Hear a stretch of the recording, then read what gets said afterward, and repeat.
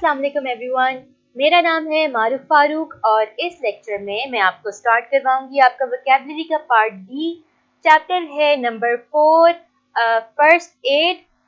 Part D में हमें वो क्या कह रहे हैं, हमसे वो कह रहे हैं कि जी आपने लिखने हैं 5 इडियम्स इंग्लिश में और फिर उन्हीं के इक्विवेलेंट यानी कि उन्हीं के बराबर के जो उर्दू में है कि मतलब उनका सेम ही हो, वो भी आपने ढूंढ के लिखने हैं।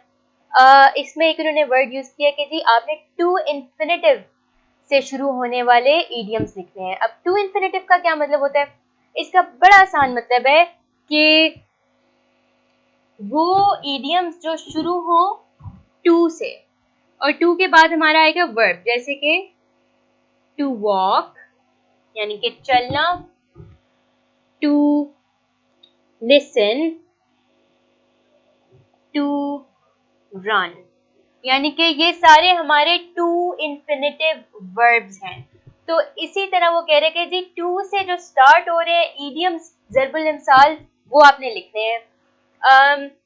अब इडियम्स क्या होता है? इडियम्स हमारे बस कुछ अल्फाज होते हैं जिनमें एक बड़ा गहरा मतलब छुपा होता है, यानी कि एक बड़े लंबे किस्से को समझाने की बजाय अगर आप एक इडियम कह दें तो अगले बंदे को वो इन शॉर्ट समझ आ जाएगी बात आपकी।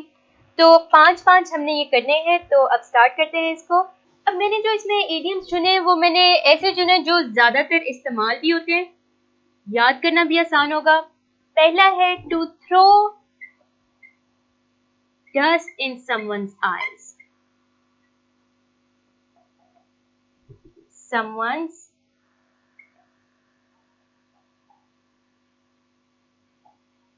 अच्छा, इसके आगे फुल स्टॉप नहीं आएगा क्योंकि ये सेंटेंस नहीं है, ये सिर्फ एक इडियम है। अब इसमें क्या कह रहे हैं? To throw dust in someone's eyes के उर्दू में इसका हो जाएगा किसी की आंखों में धूल झोंकना।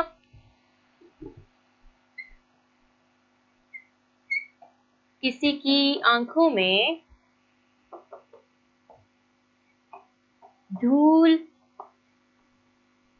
झोंकना। हाँ जी, तो इसका अच्छा, अब ये लिटरल इसका मीनिंग होगा कि भाई आपने किसी की आंखों में मिट्टी फेंक दी, लेकिन जो इसका एक्चुअल मतलब है गहराई में जाके वो ये है कि किसी को धोखा देना, किसी से झूठ बोलना। टू अच्छा, इंग्लिश में जब हम इसका मीनिंग करेंगे तो वो होगा to deceive someone, to betray someone. Betray, BETRAY, betray, ये भी टू बिट्रे टू इन्फिनेटिव हो जाएगा, या to deceive, DECEIVE, to deceive. ये इसके मीनिंग्स हैं। उन्होंने आपको मीनिंग्स लिखने का नहीं कहा, लेकिन मैं फिर भी करवा रही हूँ आपकी बेहतर अंडरस्टैंडिंग के लिए। अब हम करते हैं नंबर 2। नंबर 2 मैंने चूज किया है to kill two birds with one stone। ये हमारा इंग्लिश में है to kill two birds with one stone, और इसमें जो उर्दू का इक्विवेलेंट है, अच्छा उर्दू इक्विवेलेंट का मतलब है कि चाहे उसके अल्फाज डिफरेंट है, ट्रांसलेट एग्जैक्टली उर्दू में नहीं होते, लेकिन उसका मतलब सेम है। तो उर्दू में हम लिखेंगे, सोचें क्या होगा, बड़ा आसान है। एक तीर से दो शिकार के, एक तीर से दो शिकार, to kill two birds with one stone. इसका मतलब है कि आप एक काम करें और उसमें आपके दो फायदे हो जाएं। ये इसका इन डेप्थ मतलब है। काफी आसान सा है, इसमें कोई इतनी फर्दर एक्सप्लेनेशन की जरूरत नहीं है, ये अक्सर लोग इस्तेमाल करते हैं। फिर हमारे पास है नंबर 3। नंबर 3 में हम लिख सकते हैं to pull someone's leg. To pull someone's leg, Urdu में भी ये ऐसे ही आता है कि किसी की टांग खींचना।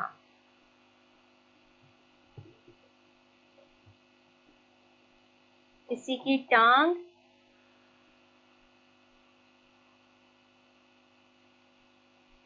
खींचना।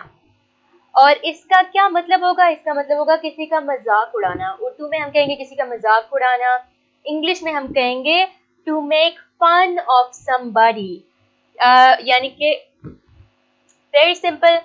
अब हम चलते हैं इसके नंबर 4 की तरफ। नंबर 4 में हम लिखेंगे to get out of hand. To get out of hand, और इत्तेफाक से उर्दू में भी इसको ऐसे ही लिखते हैं, हाथ से बाहर निकल जाना। हाथ से बाहर निकल जाना यानी कि कोई मामला जो है वो आपके काबू से बाहर चला जाए, कि कोई सिचुएशन ऐसी हो जो जिस पे आपका कंट्रोल ना रहे। इंग्लिश में जब हम इसका मीनिंग लिखेंगे तो हम लिखेंगे to get out of hand means to get out of control, और उर्दू में काबू से बाहर निकल जाना। अब हम इसका आखिरी इडियम स्टार्ट करते हैं। नंबर 5 है to let the cat out of the bag.